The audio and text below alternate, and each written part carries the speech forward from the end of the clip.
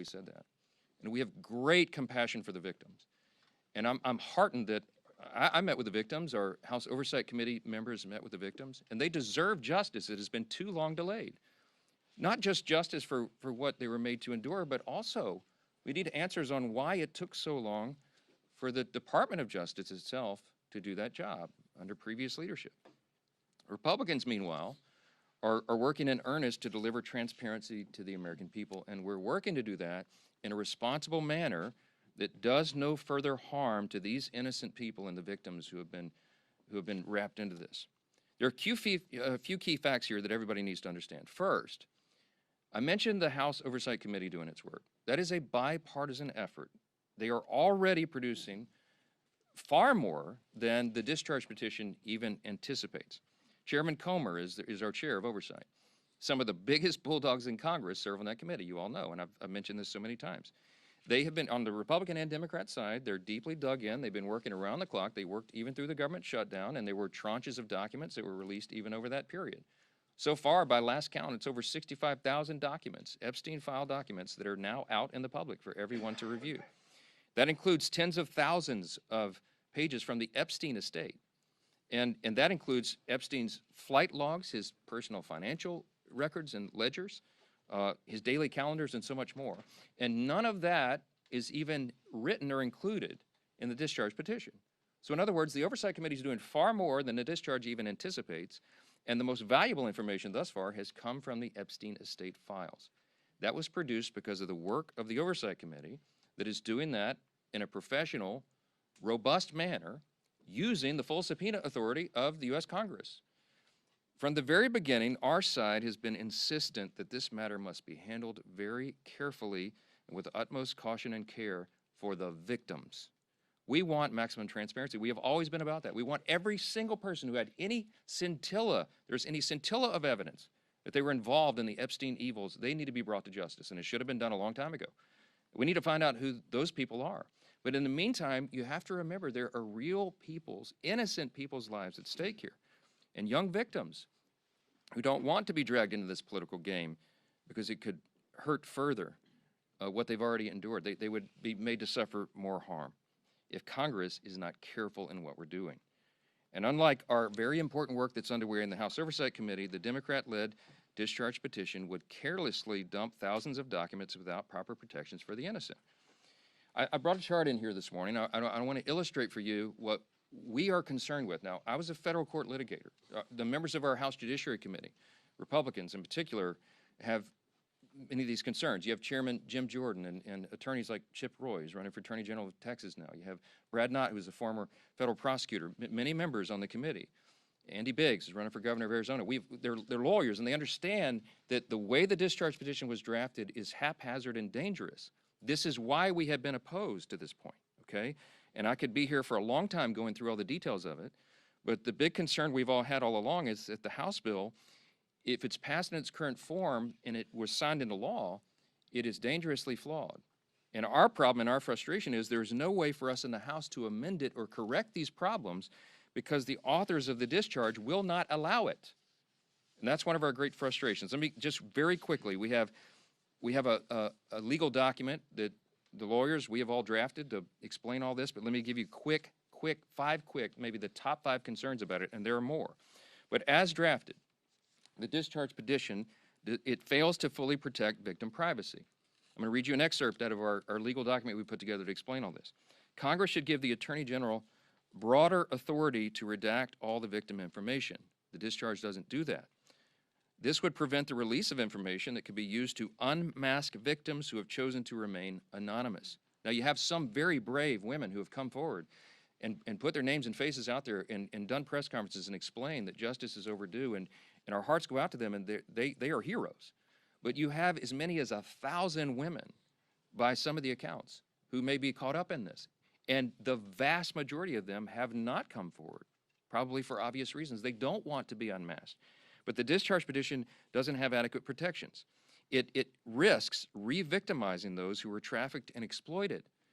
And the courts have recognized this concern, by the way. I'll read you a quick excerpt. On August 20th of this year, Judge Richard Berman, of the Southern District of New York, issued an order denying the DOJ's request to release Epstein grand jury materials, noting, quote, names and identifying information of victims appear in the subject materials, unquote.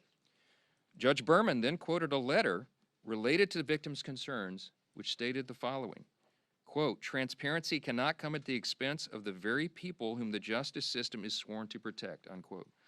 And importantly, the judge quoted a letter from one of the victims. In the proceedings, she is named as Jane Doe 2. She said this is one of the victims, quote, I beg the court to make sure it is of the utmost priority that in any sort of release, all and every detail that could possibly reveal our identities be redacted.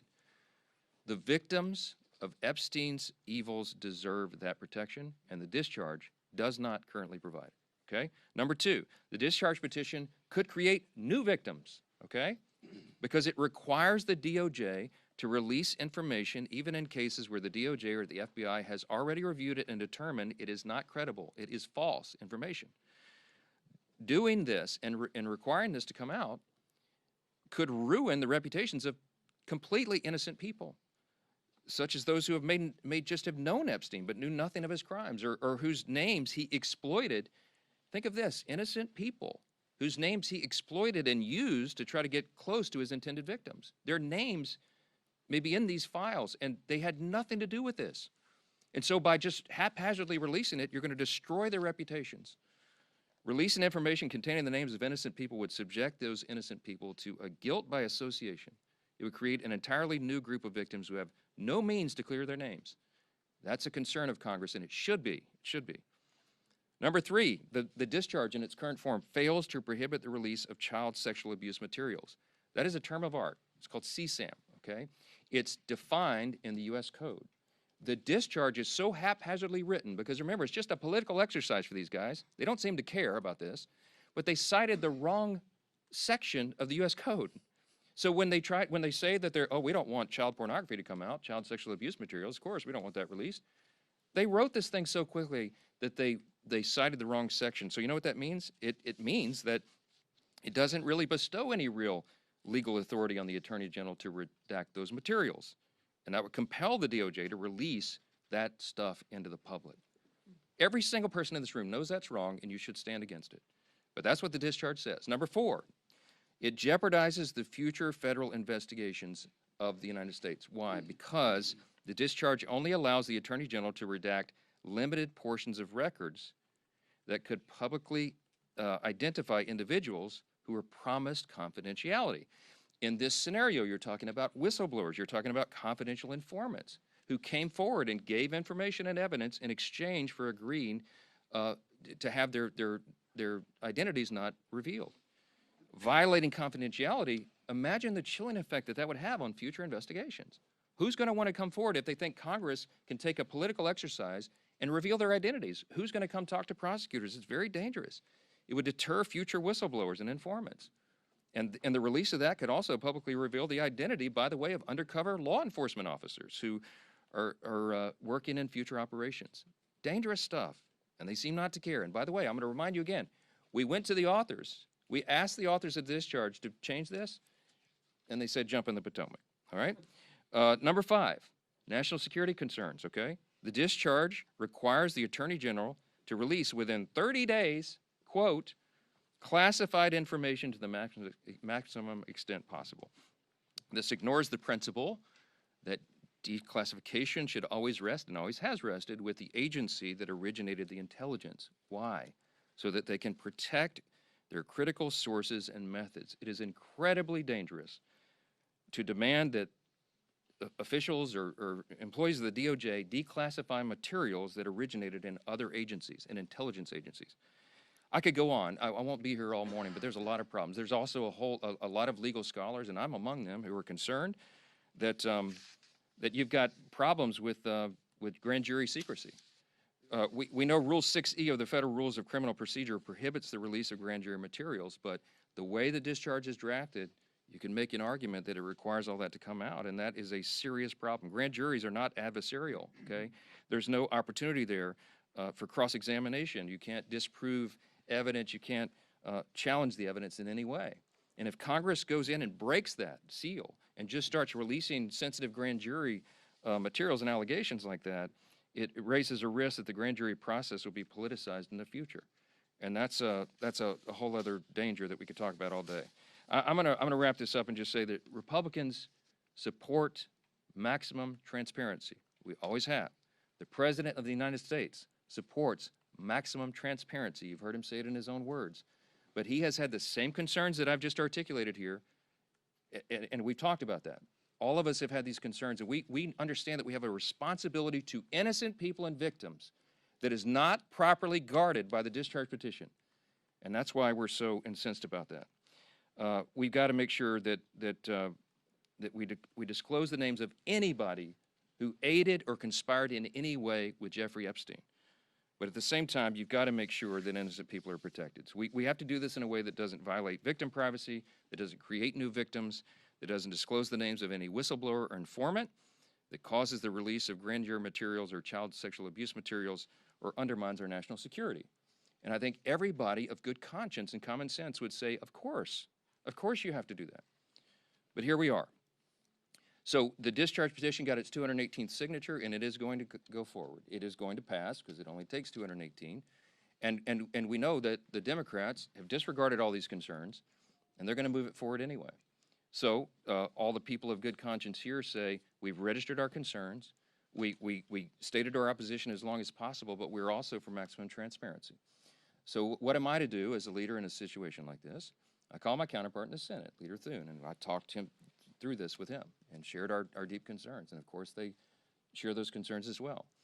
And so I'm very confident that when this moves forward in the process, if and when it is processed in the Senate, which there's no certainty that that will be, that they will take the time methodically to do what we have not been allowed to do in the House, to amend this discharge petition and to make sure that these protections are there. The authors of the discharge did not allow us to do that here. That's the rules here. But in the Senate, they can correct it. So under that circumstance, because of that, we know there's serious deficiencies. We know that the work of our colleagues in the Senate can address that and will. They're very conscientious and concerned, as we are, about all this. As we've insisted from the very beginning, Republicans are the only party trying to make a material difference in ensuring maximum transparency. Oh, by the way, I would just tell you, I put the bill on the floor for unanimous consent last Wednesday night. And guess who objected to it? The Democrats, okay? If this is so urgent and they were so concerned about getting this done and seeing justice be done and all that, they would not have blocked the request, okay? This is about politics. They blocked our unanimous consent motion to expedite their bill and made us waste all this additional time so they could have a show vote today. Republicans are ready to get the job done, to move forward so we can continue to get on to these important issues of dealing with what the American people demand and deserve for us to deal with. And so I want to leave you with this thought. Everybody should think long and hard about who here is acting truthfully, honestly, and in good faith. It is not the Democrat Party that has obfuscated and blatantly lied for the last 4 years about all these things. It is not the Democrats who shut down the government for their own selfish political purposes. It is not the Democrats who blocked the passage of this discharge a week ago because they wanted to have a political moment. It is the Republicans who are acting in good faith. And I believe the American people are going to see that and understand it. I'm going to vote to move this forward. I think it could be close to a unanimous vote because everybody here, all the Republicans, want to go on record to show they're for maximum transparency, but they also want to note that we're demanding that this stuff get corrected before it is ever moved through the process and is completed. I sincerely hope my Democrat colleagues will show the same level of urgency and enthusiasm when it comes to tackling the real issues facing the country that we got to get to. And that's what we really wanted to talk about this morning. Affordability issues are real, and the Democrats themselves created the crisis. Remember, over the last 4 years of the Biden administration, they spent like drunken sailors, and when you throw a bunch of new money into the system, it makes inflation rise, right? Republicans are ready and eager to continue our work to clean up the mess that the Democrats made. We've been doing that already, and we're going to continue to do it. Joining the leadership team this morning to discuss our record-setting success and our continued efforts to bring back affordability, to lower the cost of living, to lower the cost of health care, and have abundant American energy are two of our Republican colleagues who are leading the charge on this issue. And Chairman Brett Guthrie, you'll hear from in a moment, from Energy and Commerce, will speak with you, and Congressman Nick Begich of Alaska, great state of Alaska, is going to address it as well. But I'll first turn it over to our chair of our conference, Lisa McClain. Thank you. Well, good morning, everybody, and welcome back. So let me start with this. House Republicans will not allow Democrats to distract us. And we will not allow any more obstructions to stop us from doing the work of the American people. Because the American people sent us here to do a job, and that's what we intend to do. The Democrats' shutdown never stopped us. The countless witch hunts against President Trump never stopped us either. And the latest discharge petition is just another Democrat distraction. And I can assure you that won't stop us either, because the American people actually expect us to do our jobs and not to distract and obstruct. For more than 40 days, Democrats inflicted needless pain on hardworking Americans. And I ask you this, for what? For what did all of these Americans suffer pain? They did it to use the American people's pain as political leverage. And let that sink in for a second. And don't take my word for it, take Catherine Clark's word for that. They used the leverage for $1.5 trillion of a wish list for that Americans' families just simply can't afford. But Democrats, they didn't get a single one of their demands because House Republicans actually stayed united. And now we're taking that momentum into the fight that matters most to the American people. This week, House Republicans will pass consequential bills to make energy costs more affordable. Bills that will lower energy costs for hardworking families, bills that will build on the work that we've achieved to unleash American energy that we passed in the Working Families Tax Cuts. Bills that increase energy production, which you'll hear from Representative Begich and Chairman Guthrie, that cut red tape and drive down prices for every single American. And contrast that to what will the Democrats do?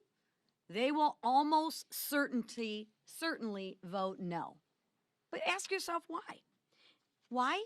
It's because their radical left won't let them vote yes. So again, Republicans want to bring down energy costs. That's why we will vote yes on the bill. Democrats have a lot of talking points, but their actions will say no. We don't want to bring down energy costs for Americans, and they will vote no, right? So at some point, y'all need to ask the Democrats, when will your actions match your words? Because they don't. The contrast is crystal clear. Republicans will always fight to make energy more affordable for the American people. Now, the Democrats, they'll talk about it, but when the rubber meets the road and they have to vote, watch how they vote. They will absolutely vote no. So while Democrats prioritize the wishes of their radical base, we will keep moving forward with our agenda that actually lowers costs for the American people, forward with solutions that makes America affordable again, and we will move forward with the momentum the American people entrusted us with. Because House Republicans aren't here to play politics, or we aren't here to obstruct or distract. We're here to deliver affordability and low cost. We're here to drive down energy costs, and we're here to make America more affordable again. And with that, I will bring up our chairman, Mr. Brett Guthrie. Thank you. Appreciate it. Good morning, everybody. Thanks for being here today. It's an interesting time. It's a challenging time, but an extremely interesting time in the American energy industry. If you look at the last generation, we've had a generation of flat generation. We've had a generation of flat demand. And so those have worked and made people be comfortable because we were deindustrializing in our state. So that's not the proper path, the way that we have to take. So what are we seeing now? We're seeing a pent-up demand for energy. We're seeing it because of the growth in our industry, the reindustrialization that's coming because of President Trump, and also the growth of AI and data centers that are coming. And so what's important, we have to address this for the cost of the American people. If you think about it, if you have flat generation and increase in demand, what's going to happen? We have to expand access to American energy. We have it. It's in abundance. We can produce it, and we have to deliver it, and we have to make it where people can use it. It's also a geopolitical battle. AI is either going to be won by us, who's going to control the data that flows around the world, is going to be the values of America, is it going to be the values of China. It's a geopolitical battle that we're in. And we know what not to do because you can look at Europe. Europe and Germany, their energy prices are 3 times ours. Could you imagine competing in the world if you set your energy prices because of decisions your government made to be 3 times the power of ours? The people in the AI industry have no doubt that America can win this battle. They say we have the brain power. Americans have the brain power. We have the money. We have the capital to invest. What they don't have is access to the energy. And the roadblock to the access of energy is getting permits and being able to move energy forward. So this week we're going to work on 2 bills. One, this is actually on fuels and gasoline as refineries. We haven't built a new refinery in America since the 1970s. So Bob Latta has a bill to look at our refining capacity. You can drill all the oil you want and have all the gas you want, but if you don't refine it, make it to products people use, then you still have a shortage and limit. So we got a refinery bill before us. And also in the geopolitical, I know that the price of natural gas around the world is important. You know who it's important to? It's important to Russia because selling natural gas is how they fund their army. And so we also have a provision. Joe Biden, during the height of the invasion of Ukraine, put a ban on natural gas being exported out of our country. And where the Germans were begging for it. I was in a meeting where high-level officials were begging for our liquid natural gas. And so August Pfluger has a bill to reverse any future administration from doing that. We want energy dominance. We had it in the big, beautiful bill. We've had it in almost every committee hearing. And we're going to work together through transportation, Sam Graves, through the chairman, Bruce Westerman, and Natural Resources, and our group on energy and commerce to make sure we deliver the energy we need for America to be successful in this geopolitical battle and winning the AI battle. But so people, when they turn their lights on and off in their home, can have affordable power. And one of the great resources of power and one of the most beautiful places in our great country is in Alaska. Even at 46 below zero, in Fort Greely, Alaska, if you happen to go to Northern Warfare School, you can sit around and look around and go, wow, this is a stunningly beautiful place. And so I'm glad to hand this over to my good friend from Alaska, Nick Begich. Thank you, Chairman. You know, it is cold in Alaska. It is in 46 Fort below Greely. is not as cold as it gets. It can get minus 70 or worse. You know, every product in America is an energy product. Whether you're producing that product, whether you're sending that product to a grocery store, whether you're going to the grocery store to pick up that product, whether you're going to visit family for Thanksgiving, you're expending energy. And if we want to address affordability in this nation, the best way to do that is to address the fundamental cost of energy. If we're going to do that, we've got to produce more of it. And I happen to be from the great state of Alaska, where we do have abundant natural gas, where we do have abundant oil reserves. But in the previous 4 years, under the Biden administration, we were not allowed to access those important resources for the American people. In fact, under Joe Biden, there were more than 70 executive orders and actions that specifically targeted Alaska, preventing us from developing the oil and gas resources of the state and the critical minerals that we're hearing so much about today. Today's bills help unlock the resources of Alaska for the benefit of the American people and do so in a durable fashion. In the National Petroleum Reserve of Alaska and the 1002 area of our North Slope. That's 20 million acres unlocked for the benefit of the people of this nation. And I want to thank the leadership team who has prioritized affordability in this country again, who understands that affordability begins with resources and our ability to add value to those resources. Alaska is ready to be a part of that solution, and I'm proud today to introduce these bills, get them passed, and send them over to the Senate. Thank you, and I turn it over to our great whip, Emmer. Thank you. These days, anti-Trump temper tantrums seem to be the Democrat Party's MO. Instead of helping us Republicans in the House, the President in the White House, and the Senate majority, instead of helping us secure our border, cut taxes, and make life more affordable for the American people, Democrats have shown time and time again that they're more interested in opposing President Trump and his successful agenda at every turn. But their obstruction and partisan games will not deter our efforts to deliver countless wins for the American people. This week, House Republicans are returning to Washington with a packed agenda, full of promises kept. Where the Biden administration and climate alarmists stifled our nation's energy production and caused prices to skyrocket, House Republicans and President Trump are restoring America's energy security and ensuring affordability. Where Democrats put violent criminals above innocent Americans, Republicans are ensuring our communities are safe from dangerous offenders. And where Democrats chase headlines and mislead the public, Republicans are actually pursuing transparency and justice. The contrast could not be more clear. Republicans govern, Democrats obstruct.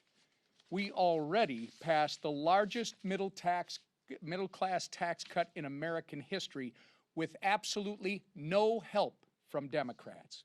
And that was just the beginning. Now, as you see, that we're back from this ridiculous, needless shutdown caused by Democrats, we're moving full steam ahead to make up for the days that they have taken away with their delusional shutdown. And with that, I'll turn it over to our leader, Steve Scalise. Well, thank you, Whip. And it's good to be back. It's good to have the Democrat shutdown ended and the pain, the suffering that went on for way too long finally be over. And now to see the House back doing its business. And of course, we missed a few weeks, and so we're making up for lost time.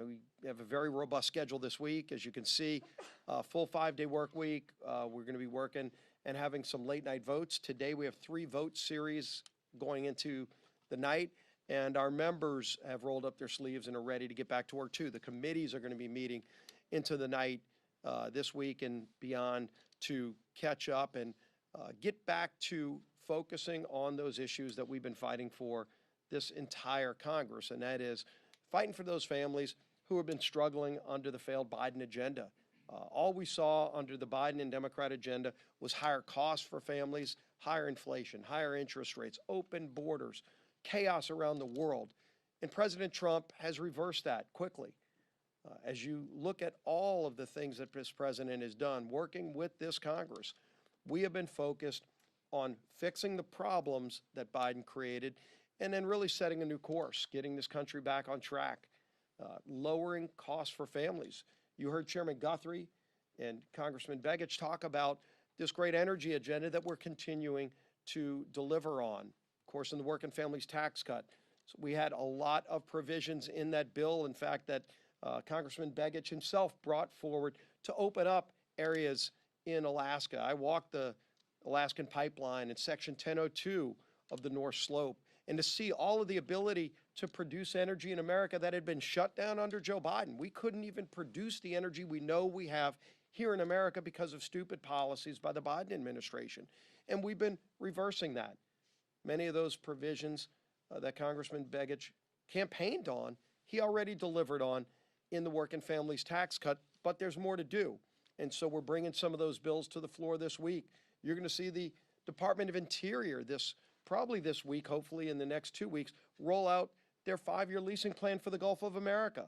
Again, something that President Biden shut down that drove investment to foreign countries. We saw billions of dollars of energy investment moving to foreign countries because Biden shut down America. Well, America's open up for business again. And that means more jobs here in America, but really importantly for families, lower energy costs. And energy costs affect everything that we do. When you go to the grocery store, lower energy costs mean lower food costs for families. And so we're going to keep delivering on that agenda. Obviously, this week, it's going to be a very aggressive schedule, and we're going to continue to move bills in the future. Something else the Democrats broke, and we talked about this a lot during the shutdown here at this podium, and that is the healthcare crisis in America. The current law in healthcare is the Affordable Care Act. I think everybody would recognize it's unaffordable for millions of American families. And yet they have dumped more families into that plan, and the cost increase are evident. 80% increase in costs for families since Obamacare passed. And yet, as the Affordable Care Act has failed to work for families, Democrats continue to try to shove hundreds of billions of dollars more into that failed program, and not giving relief to families, but giving COVID subsidies to insurance companies. That's what Democrats were fighting for. You saw President Trump today saying, one of the things we want to do as Republicans is give those tax credits to families, not to insurance companies like Democrats want to do, but to give it to families. We've been working before the shutdown with our three relevant committees, Chairman Guthrie's committee in Energy and Commerce, Chairman Jason Smith in Ways and Means, and Chairman Wahlberg over in Education and Workforce. The three committees that work on healthcare policy to focus on legislation that would actually lower costs for families and give families options so they're not trapped in the Unaffordable Care Act policies that drive up their premiums. And so we've brought bills. We had some of those we talked about in the working families tax cuts that didn't make it all the way through the process. We're going to be coming back to that. We moved PBM reform last year, very bipartisan bill that Chuck Schumer sat on because he and Democrats don't want to lower costs for families. We do. And we're going to keep bringing those bills over the next few months. We're working with all of our members. We talked about it again today in conference. But we've been working on it for months. We've been bringing bills to the floor. And Democrats, sadly, have walked away from this because all they want to do is force people into unaffordable products, the Unaffordable Care Act. They want families to have to pay more in premiums because they want a single-payer, government-run healthcare system. It has failed the American people, and they deserve better, and we're going to deliver better for American families. And finally, today we released the calendar for next year, so I know you're all interested in what that's going to be. We're going to have a very busy agenda next year. We're going to continue to deliver here in this Congress for American families. We've got a lot to do this year, and we're going to be doing a lot more this year. But we're also going to have a very busy agenda next year. Democrats they're in disarray right now as a party, but they've got to decide. Are they going to work with us here in this Congress to actually deliver for the American people? Are they going to continue to have, as the Speaker talked about, that Trump derangement syndrome? All they do is wake up every day and say, how can they oppose Donald Trump, no matter what he wants to do? When Donald Trump wants to help families, all they do is wake up and say, what is he doing? And they try to do the opposite because the radical Mondami wing of the party just wants to fight President Trump. Well, that's not where America is. America wants to get results. America believes in common sense. We're going to have a resolution Friday that says we stand up against socialism and the atrocities of it. It's not just the bad policies. It's led to murder all around the world where it's been tried. And they don't teach that history, unfortunately, enough in our schools. And so a lot of young people don't even get exposed to the atrocities of socialism, but we'll surely be talking about it and voting on it this Friday.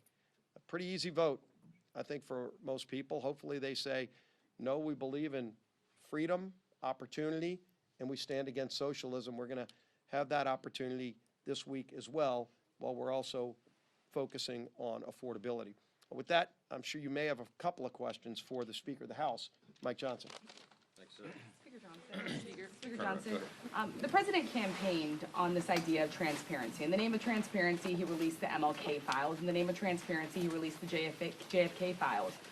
Why not, in the name of transparency, call on the president to just release the full Epstein files? He doesn't even need Congress to have this vote. Well, the president's made very clear his position over the last few days. His truth post over the weekend and what he said. I mean, he had a press gaggle yesterday. He said the same thing. He says release all the files. He's been saying that. What he was counting on and what we were insistent upon is using the processes of Congress, as I've explained here in great detail this morning, to do it in the right way so that it's not haphazard. And Congress has a role to do that. The Oversight Committee is the appropriate place for this to be done, and that is what is happening right now, as you've all seen. And so we preferred that route. And by the way, as I mentioned, that route is more comprehensive than anything the discharge petition would accomplish anyway, because it didn't even mention the Epstein files and some of these other things, I mean, the estate files. So we want the process to play out. We want it to be done in the right way. We want to do it in a way that doesn't jeopardize our legal system and doesn't inflict more harm on victims. And the president is resolute on that, as we have been, and that's why we oppose this gambit from the beginning. Yes. Do you acknowledge that by voting for this discharge petition today, that is a reversal for you? That you could have put this on the floor months ago and may have not have even needed to have a discharge petition if you had supported it months ago? It's not a reversal, as I just explained. We had big problems with the discharge from the moment it was filed. We talked with the authors. There was lots of people that went and pleaded with them to fix it so that everybody could be together, because we've been for maximum transparency. But again, there's a reason you have rules and processes here to ensure that this is not done haphazardly. And I was not satisfied with that. But I've been for maximum transparency from the very beginning. We wanted the process to play out. So yes. I understand where you're coming from with your concerns with the discharge petition. I also understand your want for transparency in this case. You've been very clear on both those fronts for weeks. So is the reason why you're now deciding to vote for this resolution because President Trump directly said Republicans should vote for this? Because this has been your position all along, and you've made it clear you weren't in support of this resolution. If and when the discharge reached the 218th signature, it'll be forced. And the forcing mechanism here prevents the very deliberate, professional, careful manner in which Congress is supposed to do this. I lament that. That's why I'd been opposed to it all along.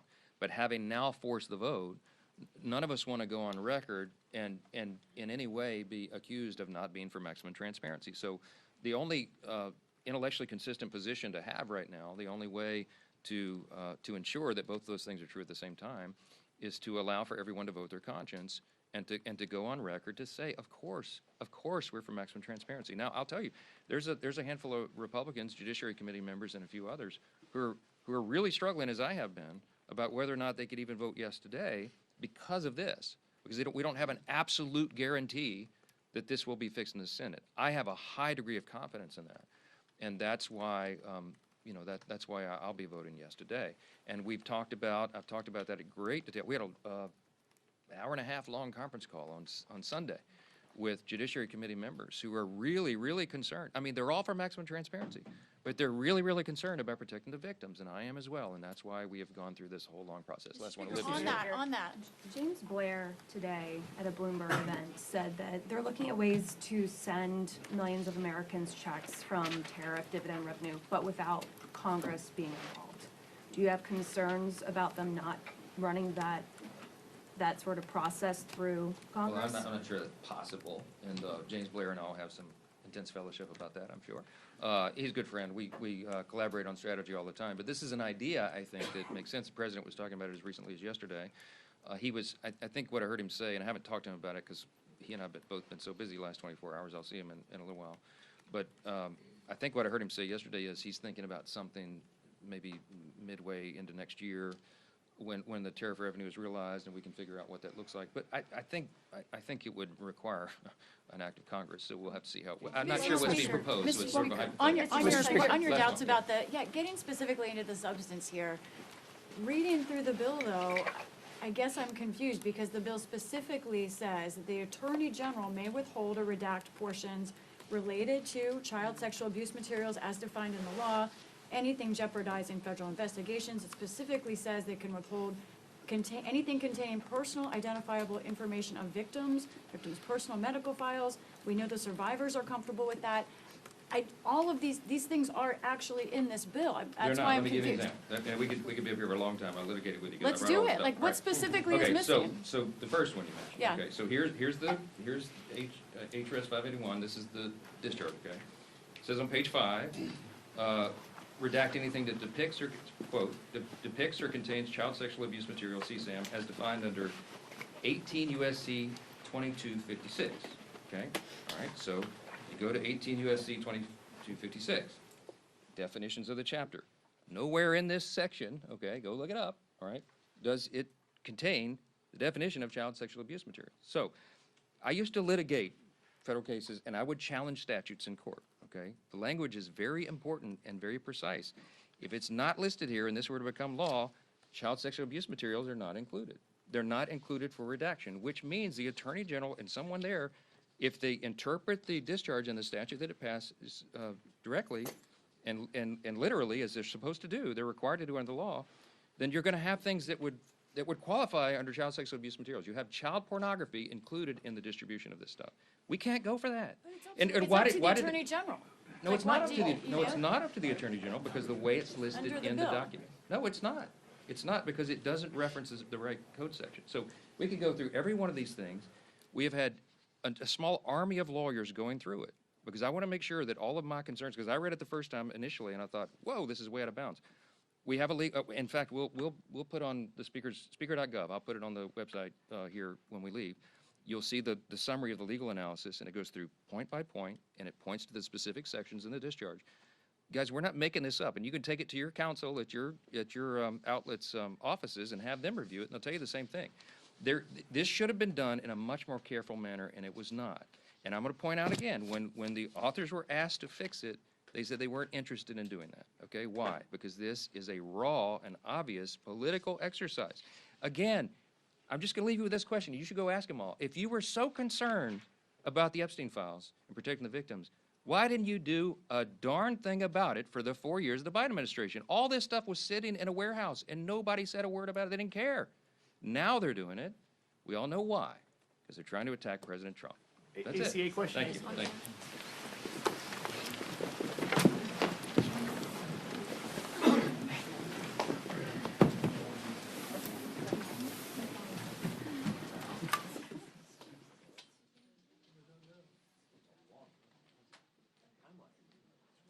Then tell us the law that's supposed to be.